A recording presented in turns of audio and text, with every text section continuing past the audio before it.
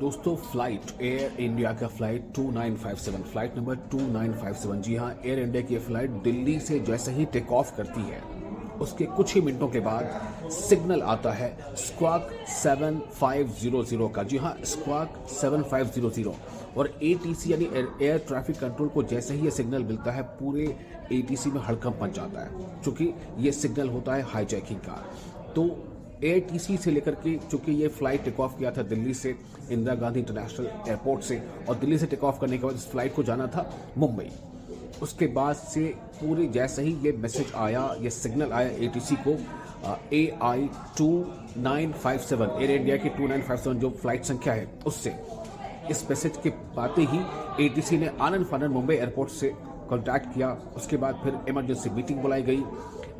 Indian air force, NSG, CISF और ATC के तमाम बड़े अधिकारी सबों के साथ मिलकर आनंद फानंद मीटिंग बुलाई गई। मीटिंग के बाद एक सेंट्रल कमेटी गठित की गई और सेंट्रल कमेटी गठित करने के बाद इस बात को लेकर के एक तैयारी की गई कि आखिर कैसे इस पर आगे बढ़ा जाए। जाहिर सी बात है कि एयर इंडिया जो इंडियन फोर्स का जो फाइटर जेट है, इंडियन एयरफोर्स के फाइटर जेट तक को तैयार कर लिया गया।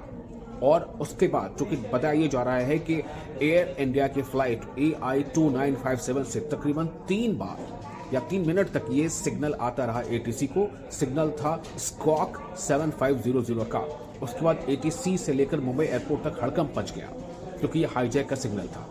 उसके बाद क्या हुआ, तमाम तैयारियां हो गई, एक सेंट्रल कमेटी गठित की गई। सेंट्रल कमेटी ने जो फाइटर जेट है इंडियन एयरफोर्स के, उसे तैयार रहने को कहा गया। मुंबई एयरपोर्ट को कॉन्टैक्ट किया गया, वहां पर इमरजेंसी लैंडिंग कराने की जैसी भी स्थिति बन सकती है तो उसके लिए तैयारी की गई।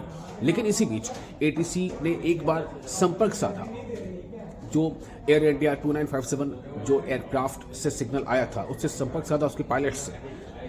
काफ़ी थोड़ा समय लगा, लेकिन जब संपर्क साधा गया तब AI यानी एयर इंडिया 2957 जो फ्लाइट है उसके पायलट ने कहा कि दरअसल ये फॉल्स अलार्म था।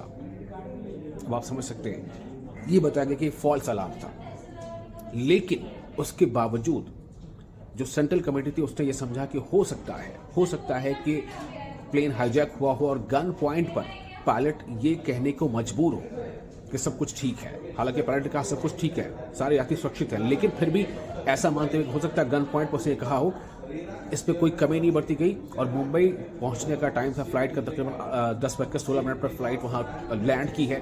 8:36 पे दिल्ली से टेक ऑफ था, 10:16 पर रात में वहां लैंडिंग हुई। लैंडिंग से पहले उसको इमरजेंसी लैंडिंग की पूरी सिचुएशन वहां बनाई गई। प्लेन जैसे ही लैंड होती उसे एक अज्ञात स्थान पर ले जाया गया, पाया गया सब कुछ ठीक।